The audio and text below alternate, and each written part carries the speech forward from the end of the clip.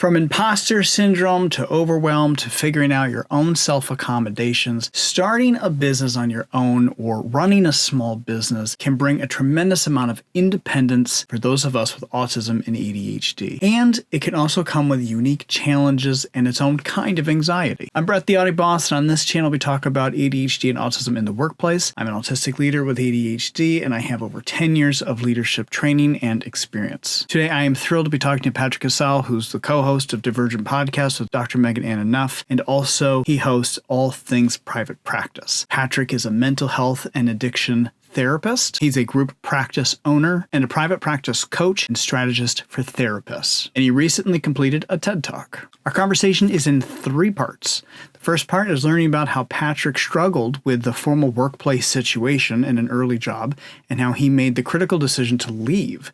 And in the second part of that conversation, how Patrick sort of moved into the place of understanding how to normalize fear and failure while trying to start his own business, and how that work both led him to help himself and others. We then address that fear of, is it too late for me? A question many of us worry about, different things that we want to take on as we lean into our late diagnosis. In the third part of our conversation, we talk about being ADHD and autistic leaders and how we create neuro-affirming workplaces for the people that we work with and the people that work for us. We start off our conversation with the job that Patrick was struggling with that changed everything for him. To give some context, I'm a licensed mental health therapist in North Carolina. So my last place of employment was a community mental health agency here in Asheville.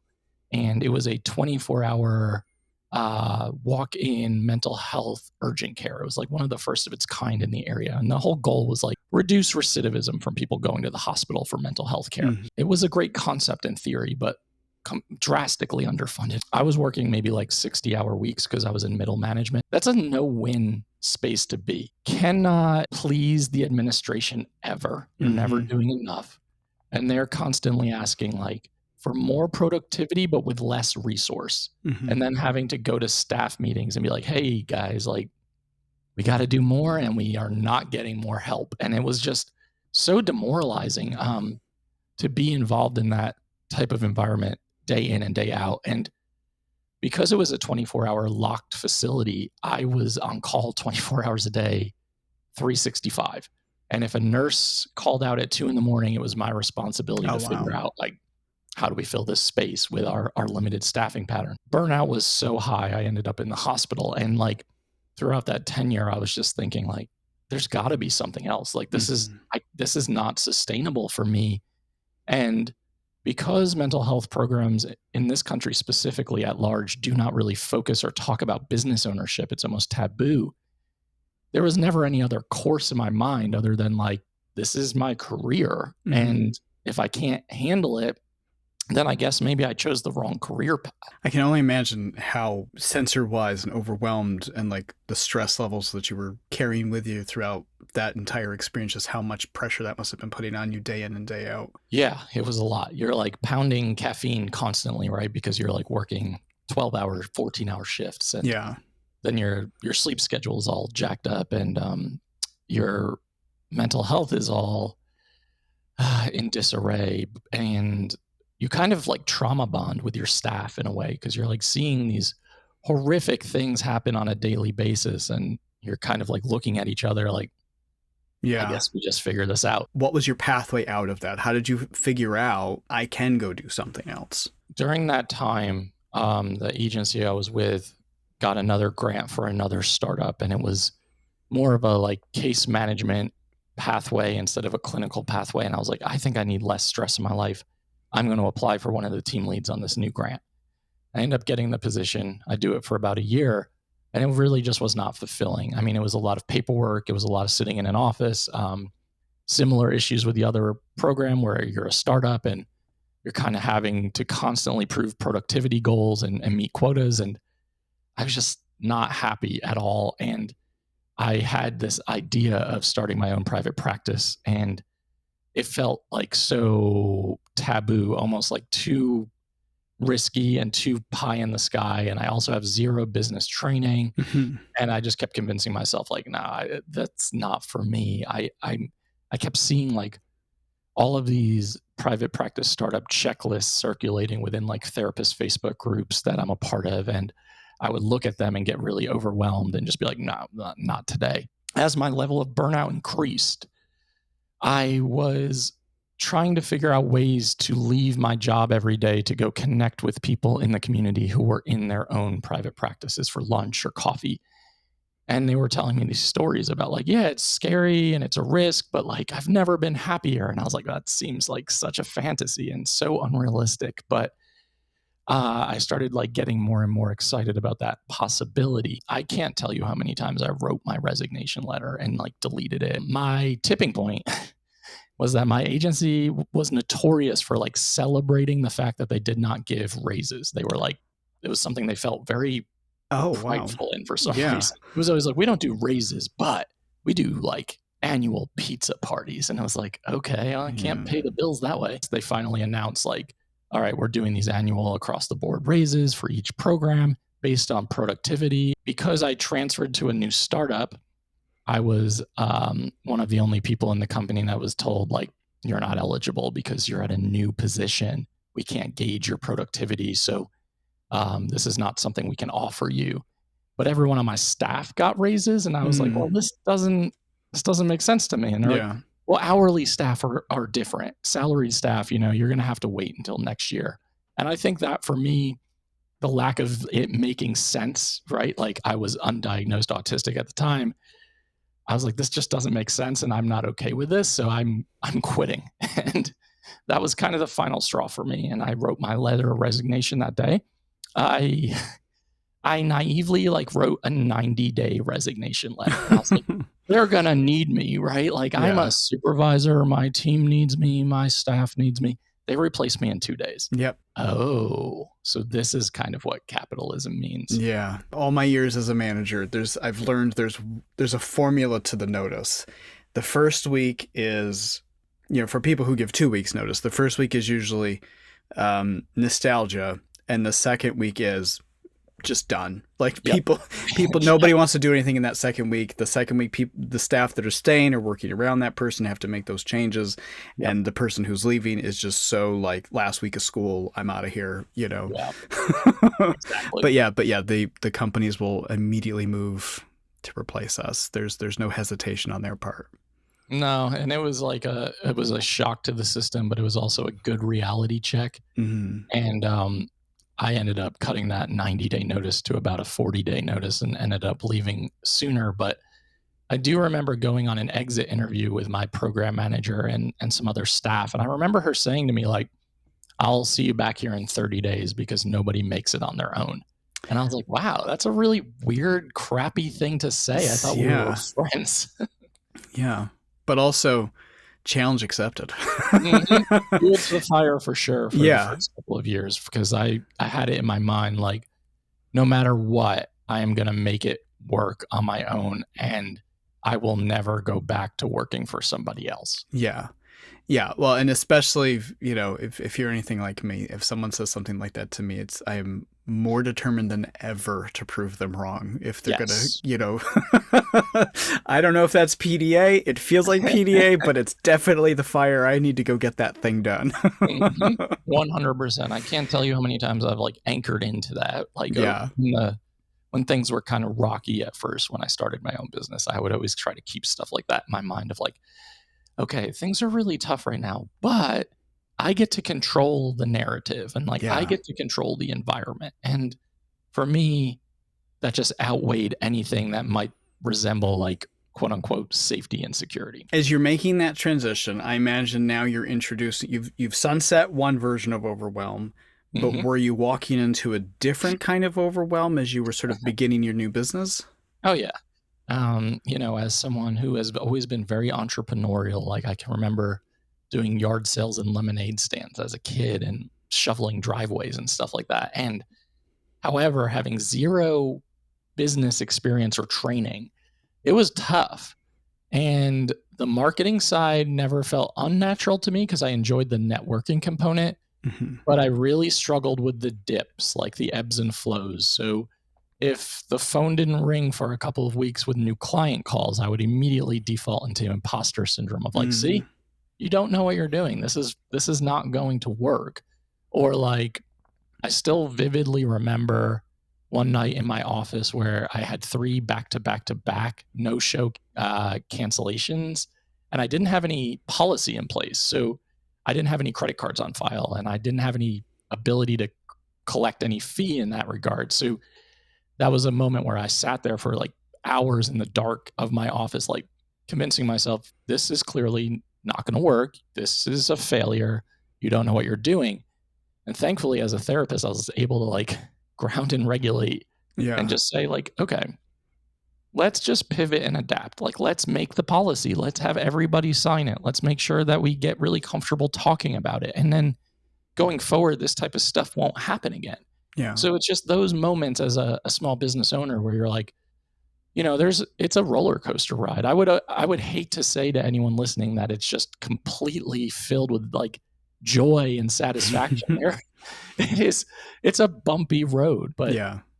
I also think that like, I always like to joke that my worst day in private practice or small business ownership is 1,000,000 times better than my best day in my agency job. How did you manage establishing routines and working with your executive function to get this to work for you and for your brain? Yeah. So when I started back in 2017, I had been diagnosed ADHD, but not autistic yet. And I think, when you first start your own business, you have a lot of free time on your calendar. You kind of look at it and you're like, what do I do? Yeah. And you almost like feel guilty for having the free time. And then I'm always like, but I didn't do this to recreate my agency job. So it took a long time, especially now knowing that I am AuDHD, like it took a long time to get comfortable without having regimented like routine and structure every day. So what I tried to do was start the day by a certain time, even if it meant going to a coffee shop and like blogging or doing some marketing stuff. Always trying to have things in my schedule without too many big gaps of time, because in those situations I would do basically nothing. And then ultimately use some of that time for like networking. So I had like, weirdly, of course, I had these like regimented blocks of time in my schedule, and that was my networking time. And if anyone asked me to meet outside of it, I was like, no, only network at this time.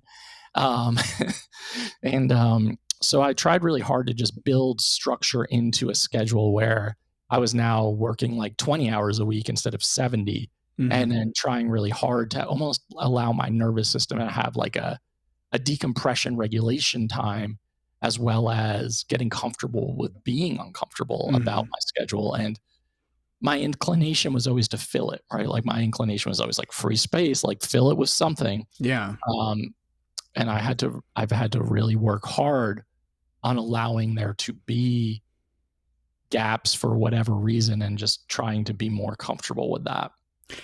I wonder if you could talk a little bit more about that discomfort, because I think, especially for the ADHD part, there's that, like, a lot of us struggle with vacation and downtime and always feel like we have to fill that time with something. And I can imagine that feeling being present when I'm self-employed and trying to work through building a business. How did you manage that discomfort?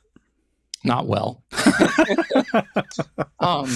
Megan, Anna, and I of Divergent Conversations always talk about like free-floating anxiety and the restlessness of being ADHD and feeling like there's got to be something else or more creative or something that's more exciting. The realization is that process for me pushed me into massive autistic burnout that I did not know that I had, and was really the catalyst for discovery and diagnosis 3 years later, because I, to the outsider, would be probably defined or labeled a workaholic in some contexts. And in reality, it was just like, I can't get my nervous system and my brain to stop. So I need to give it something to do. Otherwise, I feel so uncomfortable in my own skin that I want to crawl out of it at all times. So, I didn't handle it well. I relate to that in a similar, slightly different way, though. As the head of a department, I struggle to stop with my idea generation to the Yeah. point that it overwhelms my team, to the point that they're like, we need a break. But I'm like, but we've got, we've got an hour open there. We can fill that by doing this. It's just like, no, we don't need to fill every hour of every day of every moment. And then eventually I've become overscheduled to the point that now I'm begging for that time to just have thinking time and thinking space. And like, I now accept, because of my diagnosis, I need that processing time. And if I don't give myself that, and I don't give my team that, we're all screwed. Yeah, so, absolutely. it's definitely a feeling that comes up regularly. I love how you phrase that. Did you need to sort of build accommodations for yourself, especially so you knew you were ADHD in 2017, and then you later found out 3 years later you have autism. Mm-hmm. How did you start to then, or did you have to build accommodations for yourself as you continued to build your business?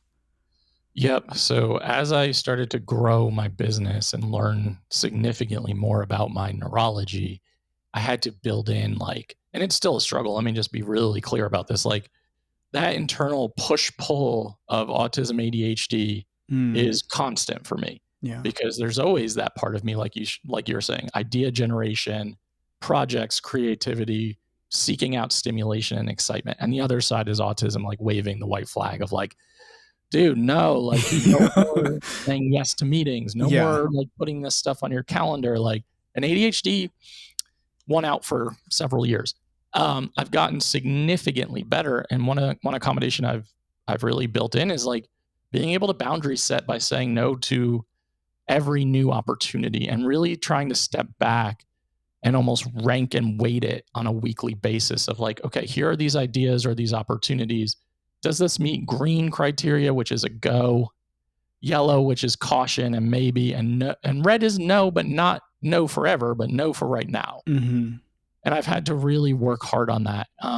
Other accommodations that I've built in for myself is to give myself a pretty regimented schedule 2 to 3 days a week, but then allowing myself to have 1 or 2 days where it can just literally be like laying on the couch watching Lord of the Rings or one of my other special interest shows or things in general. So I've really had to do that. And then schedule sending stuff is my best friend, because when my mind starts going at night, as so many of us can relate to, and I don't want to bother my team with ideas at 2 a.m, schedule sending texts, schedule sending emails, it gets it out of my brain, but it allows it to be sent. So it allows for me to have that peace.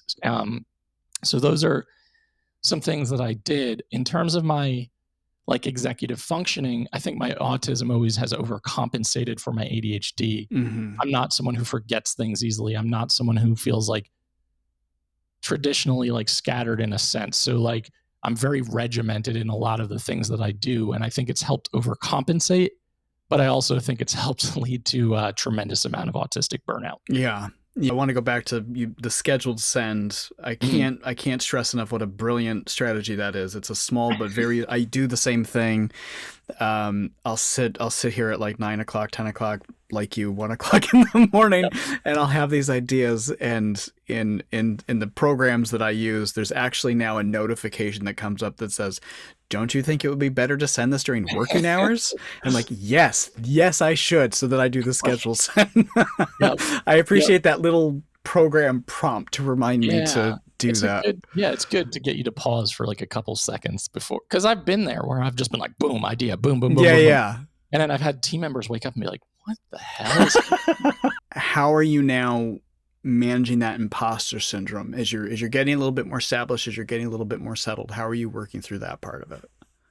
So I used to experience it so intensely where it would like prevent me from moving forward on goals and dreams and ideas that I had. And one thing that it would show up as is like, okay, bad clinical interaction. Maybe the client no longer comes to therapy. All of a sudden in supervision, I'm like, see, I'm clearly the worst therapist of all time.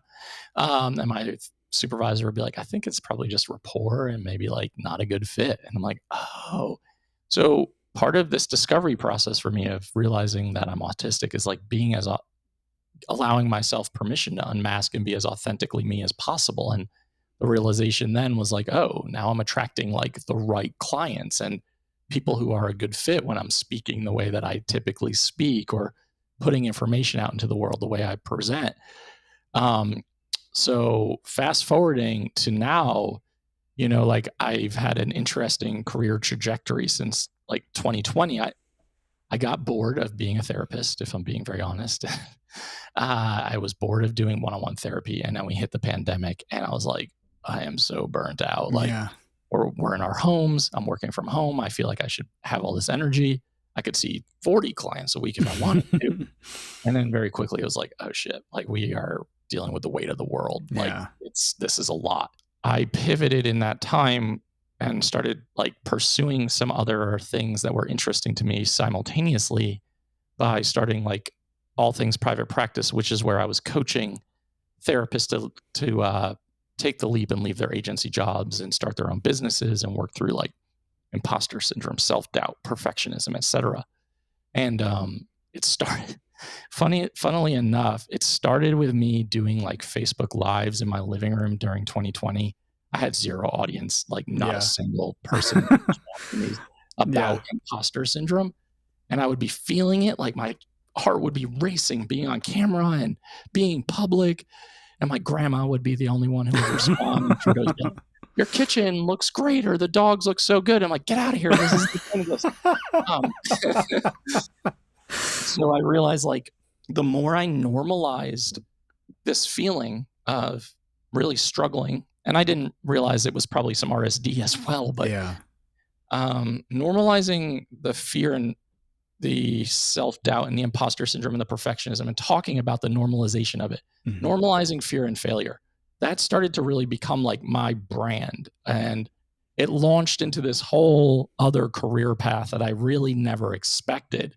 And I realized like the more we openly talk about the stuff that we find really challenging psychologically and emotionally, because honestly, like I'm not the only one experiencing that, right? But so by putting words to it and putting it out into the world, you kind of take some of the power back from it. But it also helps someone else feel like seen and validated, and it normalizes the human experience. So that kind of became honestly the foundation for the last 5 years of everything else that I've created. And I'm not saying I don't experience it still, because I do, but I've realized now that I would rather use fear as a gas pedal and not a brake. And if I'm feeling really insecure or feeling tremendous amounts of self-doubt, I kind of coined the phrase, doubt yourself, do it anyway.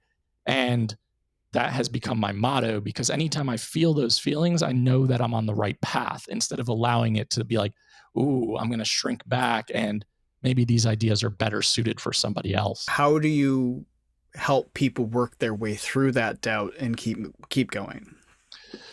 I think I used to take this approach of like, let's give your imposter syndrome a funny voice and a funny name, and like, let's really like laugh at it. And that's fine. Like, I think humor is important, and I think play is important too, to work through a lot of this stuff.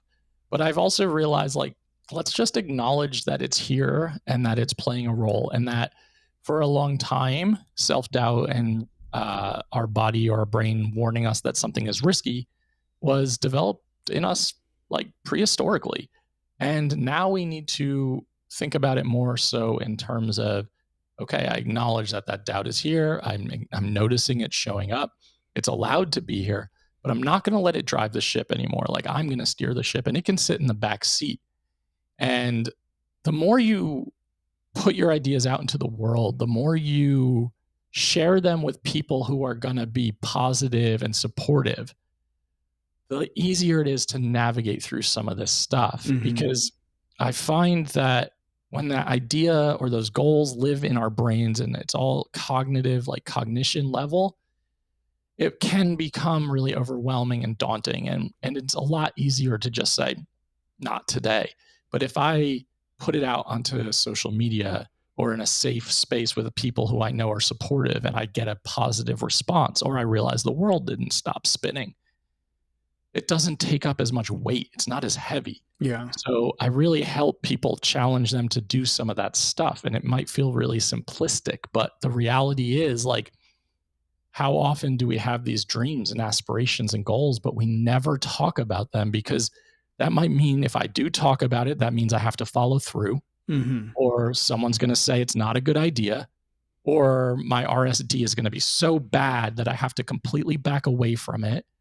And it's just really sad. Like, Have you ever seen the movie Bronx Tale with Robert De Niro back in the day? There's a quote where he's talking to his son and he says, like, the saddest thing in the world is wasted talent. Mm. And I believe that wholeheartedly because so many of us have so many good creative ideas, but we can often prevent ourselves from acting on them or convince ourselves that they're better suited for somebody else. And I was helping other people start their businesses for like coffee or for lunch or whatever. And people would keep saying, you should do this for a living. And I'm like, wait, what? No, who would pay me? Like, why would anyone ask me for my advice? And also, there was another private practice coach who lives here in Asheville who has a very large following. And I would say, why would anyone hire me if you could hire them? And then I had lunch with my grad school mentor one day. And she was like, I think it's just because you have very different personalities and you attract very different people. Yeah. And that like light bulb moment for me was like, oh yeah, we do kind of attract and repel by how we show up. And there are more than enough people who need or are looking for the services that we're trying to offer or provide that you're not going to be for everybody. I'm not going to be for everybody. And that's okay. And that's where like relationship building is really important, because if someone comes to me and says, hey, this is stuff I want to work on and it's not something I do, but I know that you do, I can say, well, Brett actually would be a much better fit for you. And I think that is so helpful in terms of also kind of navigating this entrepreneurial landscape. People who come to us and say, I feel like it's too late for me. And I think we both try to sit on the same message of, no, let's work through that. Let's work through that. So I'm curious how you help them through that. I mean, I want to honor that thought process, right? And explore it a bit. Because it could be, it's too late in my career, it's too late in my age range, it's too late in my energy levels, or it's just not the right season of life. But in reality, I'm always trying to get to the value point. So I always want to know the why. Like, what is the why behind what you're looking to accomplish or create, or what you're looking to pursue? Really tapping into that values aligned like mentality, strategy, and business alignment. Because I think for us, like for those of us who are autistic ADHDers or neurodivergent in general, a lot of us are very values aligned. So if we can really anchor into our values about why we are doing the thing and why we feel really passionate about something, it allows for it to be a bit easier to overcome some of the objections, like too old, too late, too whatever season of life type of stuff. And I really just want to like explore the values piece of it, because I think for me, whenever I think to myself, like I want to give up on something, or I want to hang this up, or this is done for me, circling back to the why. And for me, it was always like autonomy, freedom, the ability to make my own choices and decisions and set my own schedule, like, and the ability to share my message with the world. Because I think oftentimes that's something I feel very passionate about. If I can anchor into the values, I can kind of overcome some of the resistance or the struggle or the mental blocks that come up. We don't have that many like individually unique ideas. And I think that's something we also need to recognize is like, you might have a similar idea to someone else, but you might be putting your own life's perspective and experience and your own thought and creativity into it and a different approach. Like, I'm not the first person to become a mental health therapist in private practice. I'm not the first person to be a private practice or business coach. Like, there are so many, but the reality is a lot of those people got started and a lot of people did not. And that's, I think, sometimes the differentiation. The spark that helped me start all of this that I'm doing, it was a colleague who had lost their job where we worked, and then she was doing some new, incredible, amazing work that I was so impressed by. And she said to me, you just have to figure out what is that thing that you have a voice on that's unique to what you know and that what you can do and what you can specifically talk about. Find that thing and then run with it. And and that's what I did. So it was really phenomenal advice. I'm always grateful to her for that. Being an AuDHD leader or employer, I think that workplace culture creation has been something that I felt very passionate about. And hiring practices, how to support your staff who are typically neurodivergent, ADHD, autistic, or AuDHD, like that has become a big part of my day to day. And I didn't know what I was doing there either, if I'm being honest. Like, I was so busy back in 2020 with clients that a friend reached out to me and said, "Would you hire me?" And I was like, "Dude, I help people do this for a living. Like, I'll do it for free for you."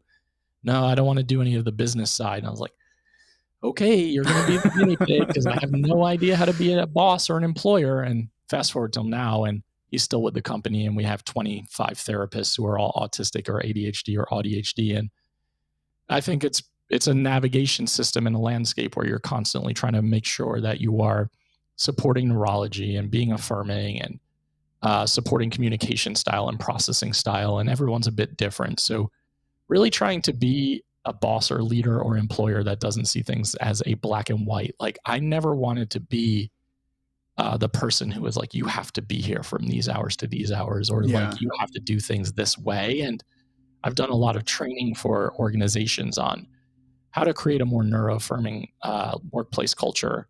And it's amazing how many people just kind of default into the like, well, this is just how we've always done it, or Oh like God, how you're yes. supposed to do it, Yes. I hate when I hear that. What's your reaction when you hear that when you're doing your work? Are you? Yeah, it makes me crazy because it's just like, there's always another way. Yeah. And that's sort of my message is similar. It's like there's always another way. Yeah. And if we're leaning into, like, if I'm a person who is sitting here asking for accommodations for myself, or I'm figuring out my own accommodations, then it would be deeply hypocritical of me to not then expand those. Yeah. Even for whether I know or don't know if someone's diagnosed, or maybe they're not, maybe they're autistic, fine. Mm-hmm. Those accommodations are going to help everybody no matter what. And it's going to help an employee feel seen, and it's going to help them feel psychological safety in their job. Yeah, 100%. And sometimes like the accommodation requests are so minute. Yeah. Where it's just like, why would you not say yes to this stuff? I have a hard time with that. And what I see a lot of like, in certain workplace culture. And I think anything I've ever thought about internally where I was like, I don't think this makes sense, are all the things I try to either implement or to talk about with my staff, and to have that type of experience, because we have a pretty good employee retention rate right now for a reason. And I think it's because like we do things in such an unorthodox way where it feels like, oh, I don't have to work in an environment where I'm, stressed about A, B, C, D, and E all the time. I don't have to worry about my dress code every day or the hours that I work. Like, I don't care about any of that stuff. It just makes no sense to me. When I hire people, one of the questions that I have in my interview process, and I ask them again after the interview process, is, tell me about your working style. Tell me about your brain's needs. Like, what do you need to be successful at this job? But don't tell me the answer you think I want to hear. Right. Tell me for you, your brain, your working style, your needs. What do you specifically need to be successful? How do you work so that we can build the role around you? Yeah. And I love that, because it's a much more affirming model than just kind of saying, this is the job, take it or leave it. Yeah. And I implemented something that I created, a simple like Google form, but it's a communication preferences form. And it's just kind of like, how do you like to communicate? What's your preference? What's your style? How do you process information? And this has allowed us to like, I do one-on-one check-ins quarterly with my staff, and it has allowed for some of them to be like, hey, can we do our check-in via text today instead of video call, or like things like that. And just giving that flexibility in terms of accommodation. I've also hired people strictly over email conversation without ever seeing their face. Wow. And it's because they've been like, I really struggle on camera, or I really struggle on a Zoom call when I'm feeling anxious. So can we just please email asynchronistically back and forth? And I'm like, absolutely. And, I think it's about trying to take those risks sometimes when you're like, oh, this isn't how I'm supposed to do it. Yeah. But in reality, it's like, how are we supposed to do it? Like, Let's challenge the systems that we've been conditioned to, because those systems are what is causing us the burnout. It's what's causing us the harm, and so it's causing us the burnout and things like that. I think also for managers as well, for people managers, it's important to also try to have enough awareness when having those employee conversations in whatever format that they are, to know when to sort of also back off and let that person go process. 100%. I think far too often I've had to learn that lesson the hard way. You know, but it's so critically important to go, okay, this person they need space. Yeah, one of my clinical directors is a very good friend of mine, and she would definitely be someone she would consider self-defined as like a slower processor, and she really needs time. And I would get irritated by that initially, and I'll be like, "We need an answer on this like today." Yeah. Now it's like, do you need like 4 or 5 days to kind of figure out how we want to approach situation A, B, and C? And I think it's about, as a leader, having accountability to when you also step in it, make a mistake, do something where you're like, oh, that doesn't feel aligned. Like, let's walk that back, but let's stay accountable to it. And I think that's been a big process for me in terms of like, I want to show up authentically. I want to be accountable. And I also want my staff to feel like they can call me on things if things don't feel aligned. Yeah, I've found the exact same thing. Like there's more trust built when you step into that accountability as a manager, and when you bring with you a lot of transparency. You know, 100%. the more you can own transparency, bring people in on what they need to know as soon as they need to know that thing, and help them process through how it impacts them in their role. Exactly. And I think as a manager, it's also important to recognize they don't care about your role. They care about how this is going to affect their role. So true. I think of Michael Scott on The Office so often, and like I'm like, how often, you know, like they don't care about my day-to-day for the most part. This is their livelihood. Accountability matters in leadership, and I think it's really important for transparency's sake. My thanks to Patrick for his time today. It was really such a pleasure to talk to him and learn about his experience and about the work that he does and just sort of how he moves through all of the advisory that he does for people.